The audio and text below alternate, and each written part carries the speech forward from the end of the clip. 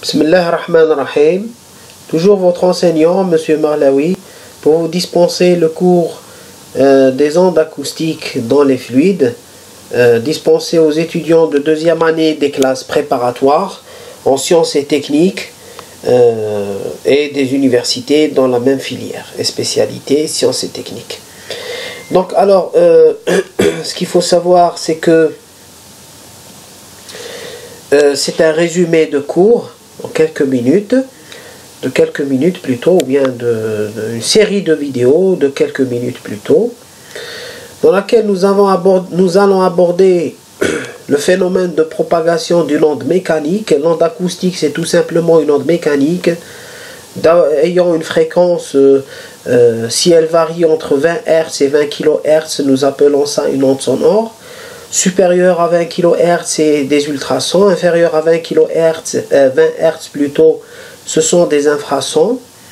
Les milieux matériels sont tels qui peuvent assurer la propagation, tels que l'air, l'eau, les solides aussi. Mais dans le cadre de ce chapitre-là, la propagation sera étudiée dans des milieux tels que des milieux fluides plutôt, l'air, l'eau et ainsi de suite. Donc une onde, c'est une perturbation, et une onde acoustique, cette perturbation est accompagnée par une variation de pression et de densité volumique qui est transmise de proche en proche. Donc il faut savoir que les milieux sont constitués de particules. Pour nous, une particule, c'est des milliards de molécules, de manière à ce que le milieu soit considéré comme continu. Les milieux étudiés sont considérés aussi des milieux linéaires, homogènes et isotropes, de manière à ce que la propagation étudiée soit une propagation linéaire et que les grandeurs étudiées seront la pression et la masse volumique ainsi que les déplacements et la vitesse de particules. Dans les conditions normales telles que l'air, la pression est de l'ordre de 10 puissance 5 pascal, la vitesse de propagation de l'onde est de l'ordre de 340 mètres par seconde. Cette grandeur dépend de la température aussi. Les notations adoptées sont P0, ρ0, les pressions à l'équilibre et masse volumique à l'équilibre. P, c'est la pression instantanée qui est donc écrite sous la forme de somme de deux termes, pression à équilibre plus variation de pression. La vitesse de propagation de l'onde V, le déplacement des particules U de X. Alors, comme nous l'avons dit précédemment, les particules, c'est un volume contenant des millions, voire des milliards de molécules. Nous allons négliger aussi les effets de gravitation sur ces particules-là, et on considérera ces milieux comme étant linéaires et homogènes et isotropes. Il faut savoir que dans le cas réel d'une onde acoustique générée, la variation de pression peut aller du millipascal vers le pascal, jusqu'au pascal. Un avion qui décolle génère une variation de pression de l'ordre du pascal. Une conversation normale génère une variation de pression qui est de l'ordre du millipascal. Ces grandeurs sont très faibles par rapport à la pression d'équilibre qui est de l'ordre de 10 puissance 5 pascal. Si on divise ces valeurs-là par rapport ces variations de pression par la pression d'équilibre, on trouve un rapport de 10 puissance moins 5, allant de 10 puissance moins 8, moins 7 jusqu'à 10 puissance moins 5. Ce qui veut dire tout simplement que ces variations sont relativement faibles.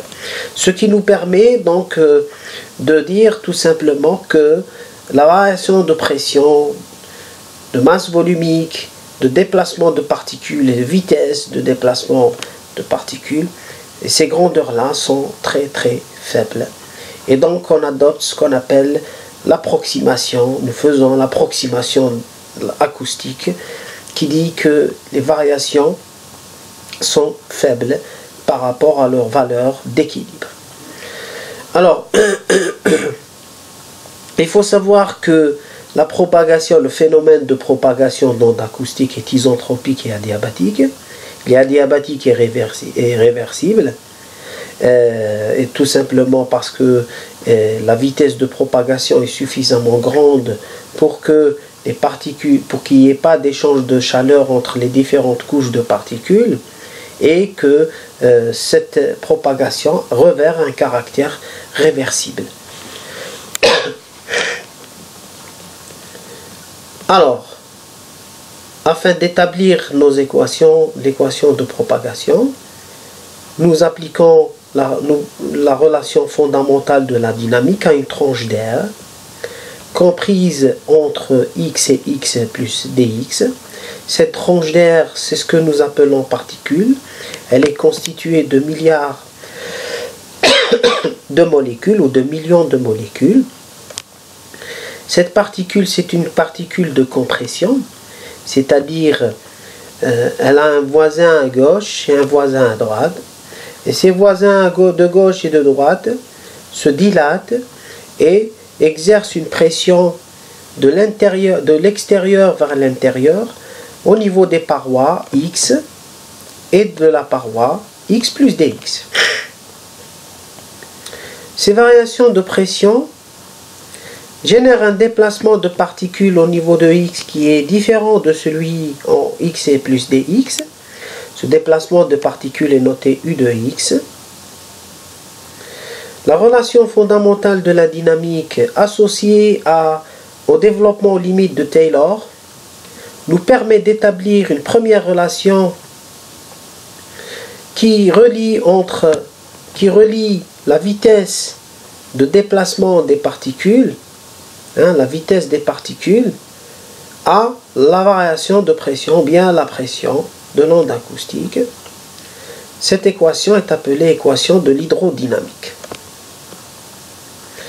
Une deuxième équation est établie. Cette équation est appelée équation de continuité ou bien de conservation de masse, qui relie la variation de masse volumique à la vitesse de particules. Ce qu'il faut savoir, c'est que cette relation, elle traduit le phénomène de conservation de masse.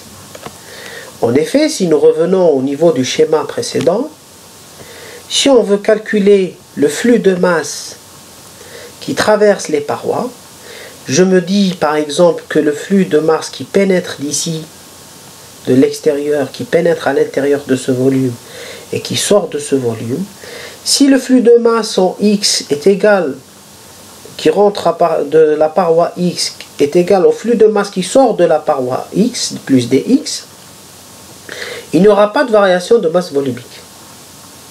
Si par contre le flux de masse qui rentre est supérieur au flux de masse qui sort, à ce moment-là la variation sera positive. Si la variation est négative, alors cela se traduit par le fait que le flux de masse rentrant est inférieur au flux de masse sortant.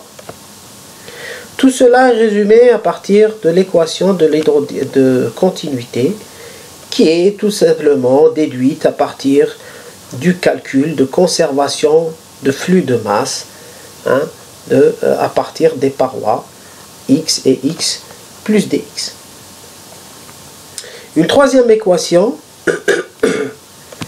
qui est aussi une équation fondamentale et qui relie la pression ou bien la variation de pression au déplacement de particules par la relation suivante, où qui représente le coefficient de compressibilité.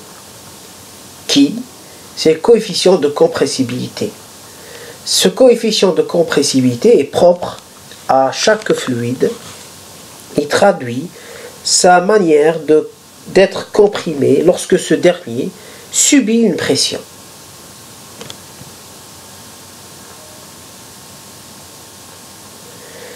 Alors ces équations permettent d'établir l'équation suivante.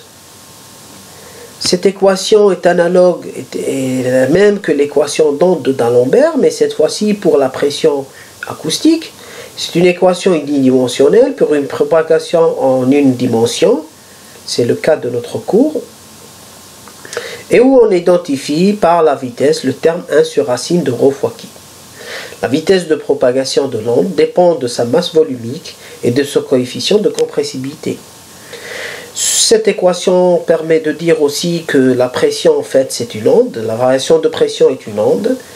Et comme il faut savoir que cette pression est liée au déplacement et à la vitesse de particules et à la masse volumique, donc tous ces termes-là sont liés. Et toutes ces grandeurs-là, en fait, ce sont des ondes et respectent, sont régies par l'équation de D'Alembert. Alors, la vitesse peut être calculée par cette expression-là, gamma P0 sur ρ, où gamma c'est la constante des gaz parfaits. Dans le cas d'un fluide parfait ou bien d'un gaz parfait, la vitesse est liée à la température, dépend beaucoup de la température, et est donnée par la formule suivante.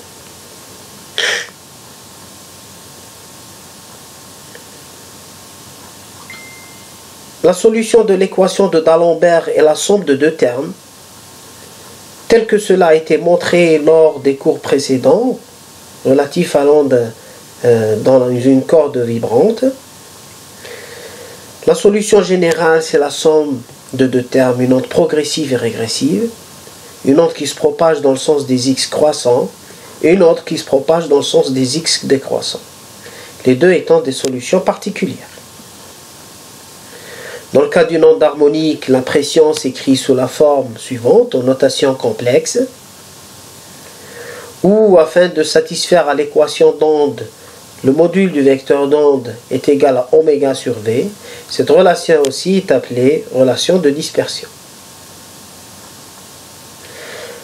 À partir de la pression et de la première relation de l'hydrodynamique, ou bien la relation de l'air, nous pouvons tirer U point, la vitesse de particule, qui est égale à la pression divisée par ρ fois V. Pour une onde progressive, on a ce résultat-là. On définit l'impédance acoustique en champ libre, c'est-à-dire lorsque la propagation se fait dans un milieu qui n'est pas restreint. La propagation ne se fait pas dans un tuyau de section constante, elle se fait dans une direction quelconque. À ce moment-là, l'impédance est définie comme le rapport de la pression sur la vitesse de particule. Son unité, c'est les Rayleigh. Dans le cas de propagation en champ libre, dans un milieu infini, la pression divisée par la vitesse de particule, telles que les expressions ont été données dans la diapositive, dans les diapos précédents, et bien l'impédance c'est ρ fois V. Son unité c'est des Rayleigh. Cette impédance est dite impédance caractéristique. Elle est caractéristique du milieu en question. Cette propagation d'ondes acoustiques s'accompagne de propagation d'énergie. La densité d'énergie cinétique, c'est l'énergie cinétique divisée par le volume. Ce volume, c'est le volume de la tranche d'air en équilibre. C'est donné par la relation suivante, 1/2 de ρ fois U point carré. Pour ce qui est de l'énergie potentielle, donc la densité, alors l'énergie potentielle est donnée par cette expression-là. On calcule cette variation d'énergie potentielle à partir du calcul du travail. Le travail, c'est la force fois le déplacement de particules. Or, la force, c'est la pression fois la section. La section fois le déplacement, c'est un volume. En appliquant nos relations, l'équation d'état ici, la relation entre variation de pression et variation de masse de volume, nous obtenons ce terme-là.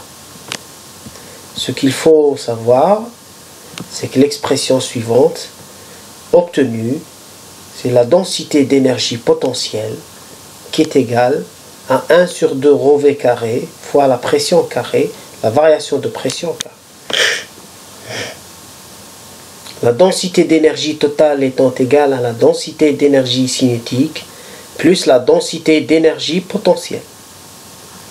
Dans le cas d'une onde progressive sinusoïdale, la densité d'énergie cinétique est égale à la densité d'énergie potentielle. Si on fait le calcul et qu'on remplace, on vérifie cette égalité. Et donc la densité d'énergie totale, c'est tout simplement la densité d'énergie cinétique plus la densité d'énergie potentielle, et donc deux fois la densité d'énergie cinétique, ou bien 2 fois la densité d'énergie potentielle. La valeur moyenne de la densité d'énergie, c'est l'intégrale, ou bien la valeur moyenne dans le temps de cosinus carré oméga t moins kx. Et la valeur moyenne d'une fonction périodique de période grand T qui est égale à 2π sur oméga est égale à 1,5.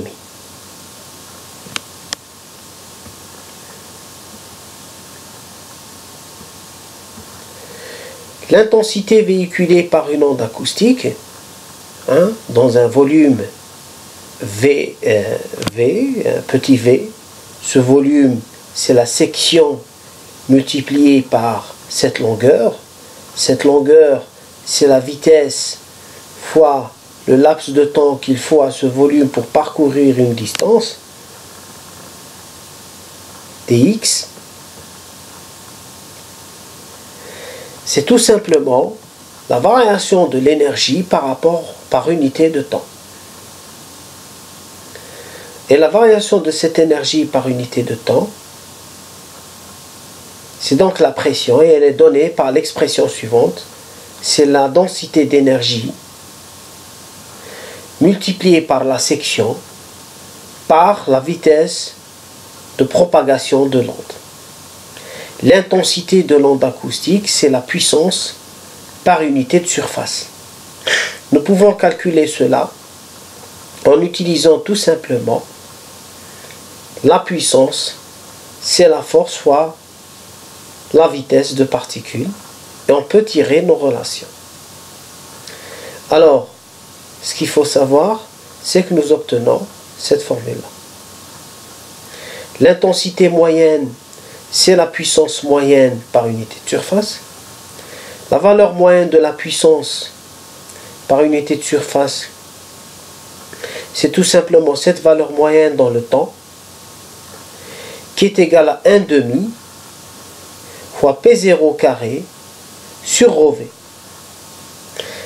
Sachant que ρV, ce n'est autre que l'impédance acoustique.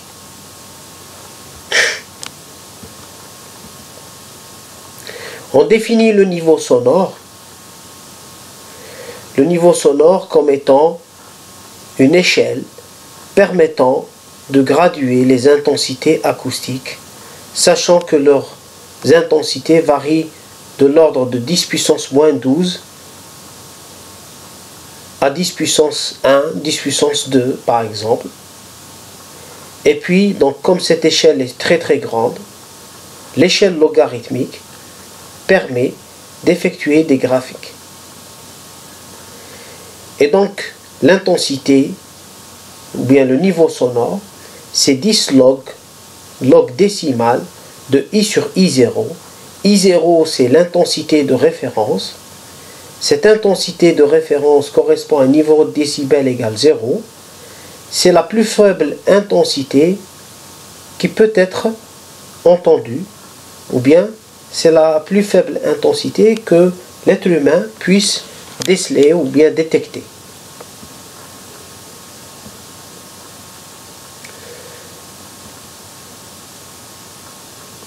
Nous nous intéressons par la suite au phénomène de réflexion et de transmission entre deux milieux homogènes, isotropes et semi-infinis, où nous considérons ces deux milieux, bien sûr, sont continus. Nous considérons un premier milieu de masse volumique ρ1 et de vitesse de propagation V1, un second milieu ρ de V2, nous avons une onde incidente qui arrive de moins l'infini. Cette onde incidente rencontre une variation d'impédance en x égale 0. X égale 0 représente la jonction entre les deux milieux, ou bien la frontière entre les deux milieux.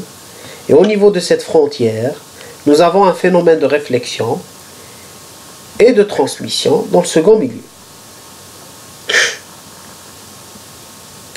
Nous écrivons donc la pression dans le milieu 1, qui est la superposition d'une pression incidente et réfléchie. À partir de l'équation de l'air, nous établissons directement la vitesse de particules.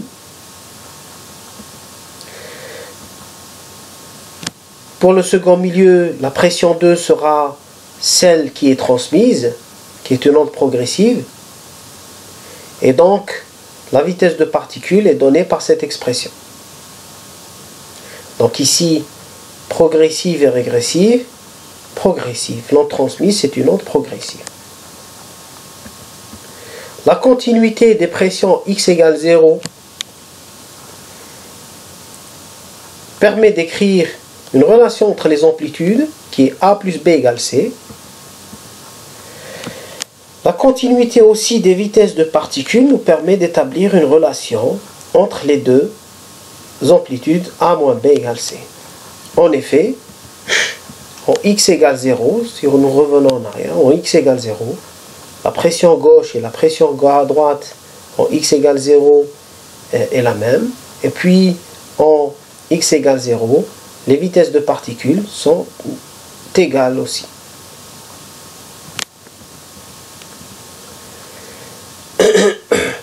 Ces équations nous permettent d'établir les coefficients de réflexion et de transmission en amplitude de pression, qui sont données par ces formules-là. Nous pouvons aussi, à partir de ces coefficients de réflexion, établir une relation entre les amplitudes, établir les expressions des coefficients de réflexion et de transmission en amplitude de vitesse de particules ou de déplacement. Pour les intensités, les relations entre amplitude d'intensité nous permettent aussi d'établir les coefficients de réflexion et de transmission en intensité.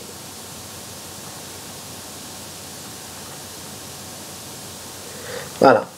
Sur ce, je vous remercie. J'espère que ce petit résumé vous permettra d'aborder avec plus de confiance et de sérénité ce chapitre-là. D'autres vidéos associées à ce cours, qui sont des vidéos d'exercices d'application et des exercices, seront aussi ajoutées et pourront vous accompagner. Sur ce, je vous remercie et je vous dis salam alaikum wa rahmatullahi wa barakatuh.